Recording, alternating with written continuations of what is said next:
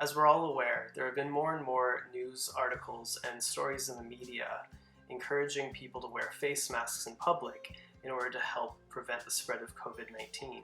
As there is a serious shortage of medical-grade face masks for our healthcare workers, the Center for Disease Control is encouraging people to wear homemade masks when they're out in public in order to help preserve our medical supplies from running out. freesewing.org shared their open source free sewing pattern known as the FOO face mask pattern, and they encourage people to distribute it freely. The video got me started on making my own face mask. I wanted to incorporate an elastic band over the ears. After the first one, I quickly realized that the elastic band became uncomfortable after a while, so I found an easy way to improve it. If you're interested in making a face mask that's tied at the back using fabric, I recommend checking out freesewing.org's video. The link is below. Get the word out to your fellow makers and crafters. Share this video. Whether you follow along the FOO face mask video or mine, it doesn't really matter. The important thing is that we do what we can to help each other during this crisis. I wanted to throw together this video to show you my take on the pattern, adding in a comfortable elastic band so you can make your own to protect yourself and your loved ones. For those of you who own a sewing machine and have some material and some spare time, think of this as a great gift you can give to others, to your loved ones, or even strangers in the community.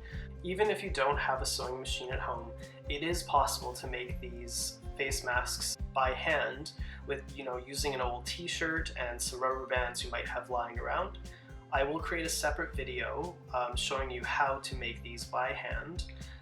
I do want to remind you that with this face mask, there is no guarantee that it will protect you or your loved ones from getting sick.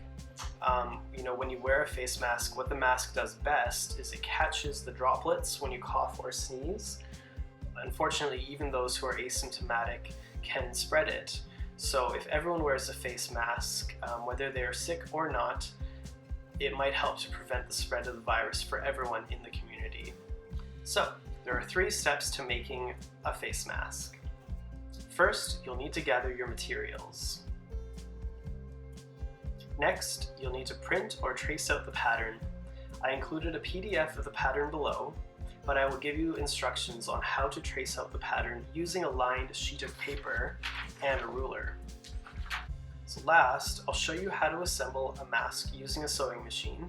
If you don't have a sewing machine, I will include the link below to my video showing you how to hand sew one of these masks. To make the face mask, you will need 2 layers of cotton fabric.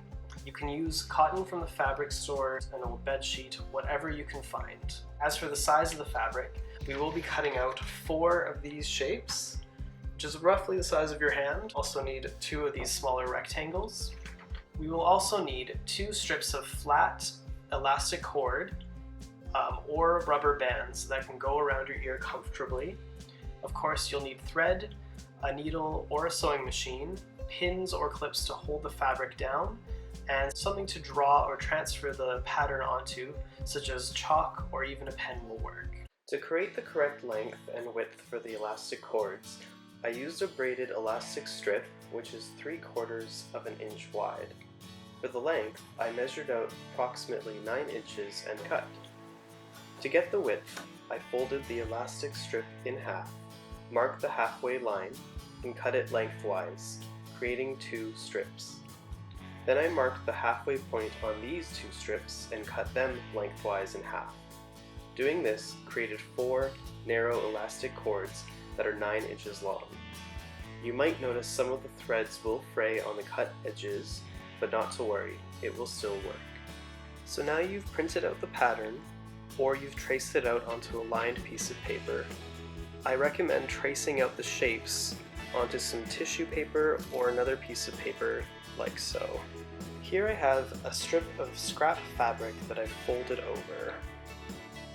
You're going to trace the main shape onto the fabric. By folding over the fabric, when I cut the shape out, it will create 2 pieces. I need 4 pieces, so I'll trace it out twice. I like to keep the pins in place in order to keep the fabric together. So I'll usually remove the pin one at a time while still keeping the fabric together. So here I have my first shape, and because the fabric is folded over, there's actually two pieces here. Now I'm going to slide up fabric and trace out one more shape, and pin it down and trace it out. And now I'm going to remove and reinsert each pin as I did previously to hold the fabric down and keep it together. So here we have the two pieces traced out, and now I'm going to trace out the small rectangle, and I only need to trace it out once. Start by cutting at the bottom where the fabric is folded over. As you can see, I've already cut that. So now I've got all the shapes I need traced out. I'm going to cut these out. As you're cutting, you'll notice that the pins will hold the fabric in place. So here we have our first two pieces.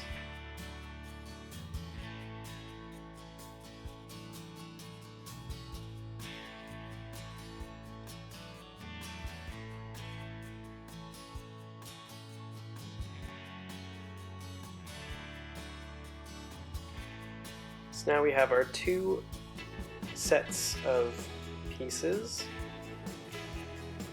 So here are 4 pieces all together. Now all that's left is to cut out this. So at this point, I like to keep the two pairs together, and I just take the two smaller rectangles apart. Now we're ready to begin sewing. To begin sewing, we're going to sew together these two pieces to each other.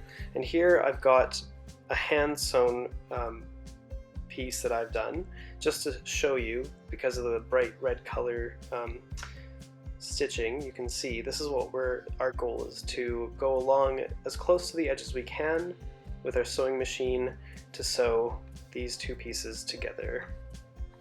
We'll do that for this piece, and we'll do that for this piece as well. I've pinned the two pieces together just so that the fabric doesn't move around, remembering to do a few forward stitches and then reversing and then continuing forward again at the beginning and at the end, just to secure your stitches in place. So I've come to the end, I've got the needle down, and now I'm going to lift the presser foot up and pivot my work, lowering the foot again, so now I can continue sewing. Now I'm going to do a few reverse stitches just to secure that into place. Going forwards.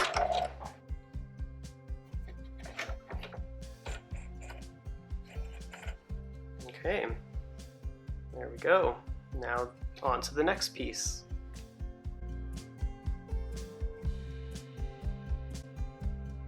We approach the end, we're going to do a few reverse stitches and then forward stitches just to secure it in place.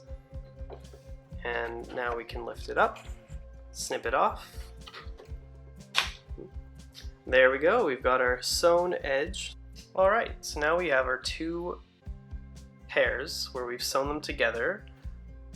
And take one, place it on top of the other, line them up.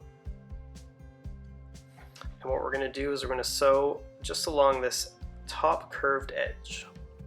So I've got my two pieces, and I'm just going to sew that curved top piece.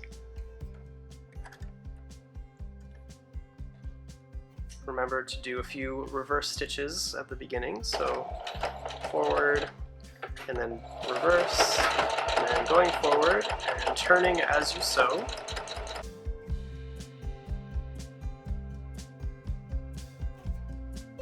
And then as you come to the end, you'll want to secure the stitch in place.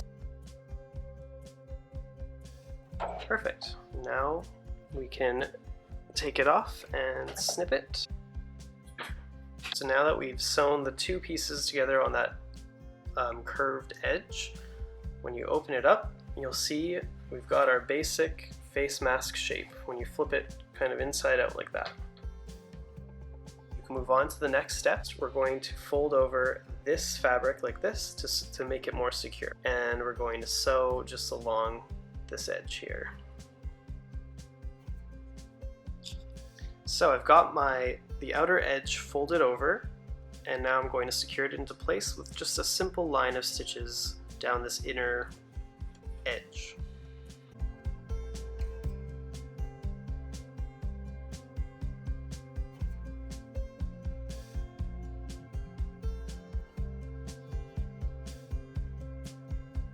We've secured it in place, so now we'll do the same on this edge, the other side. We're going to fold it over and just sew it to itself.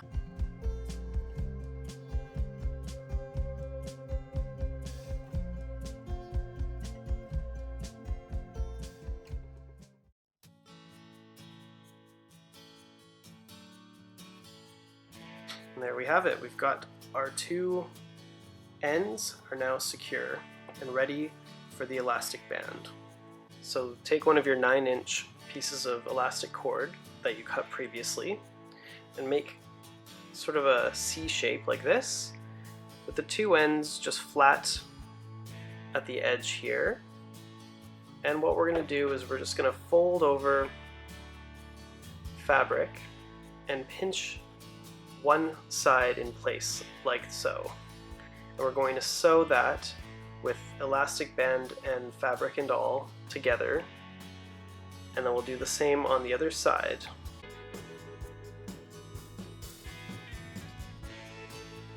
Okay, and now I'm going to just go back and forth a few times.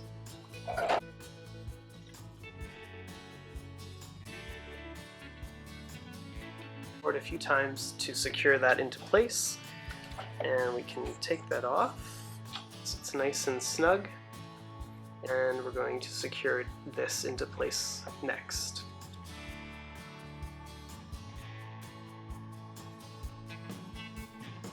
Got the elastic band sewn into place, it's snug and secure. Another option is to sew along this edge just to seal this flap here, but it's not necessary. Here I'm going to show you how you would sew in an elastic band or a rubber band. So what I recommend doing is stretching it out, folding the fabric over, and when you run it under the machine, it helps to stretch out the elastic band. So now I'm going to sew.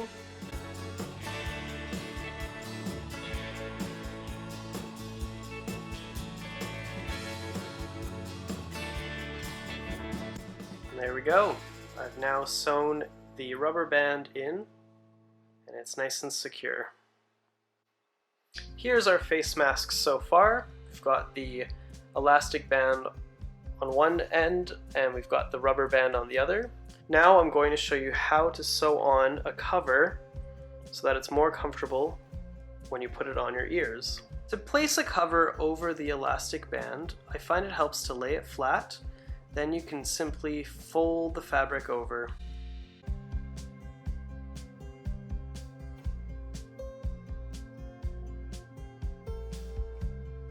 It helps to pull on the cord and to hold down the fabric as you sew. A good tip I have for you is to try not to sew the elastic cord or rubber band to not get it caught underneath. So you want to still be able to move inside the fabric casing that you're creating.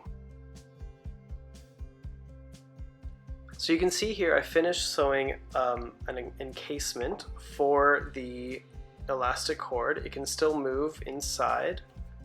It's still able to slide up and down, but it will make for a much more comfortable face mask that you can wear for longer.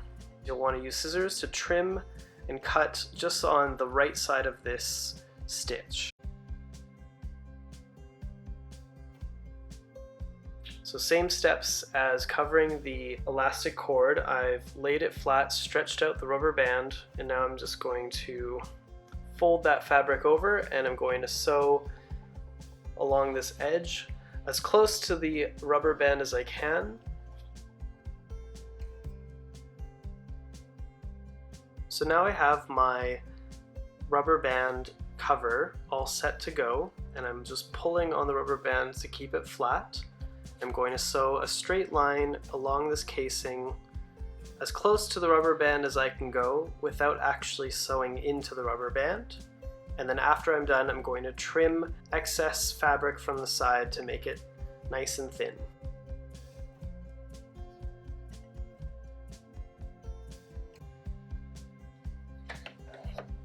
So here it is. The first time I did it, I messed up a little bit. I didn't sew close enough. So I just went over it a second time, and now I'm going to trim off the bits I don't need.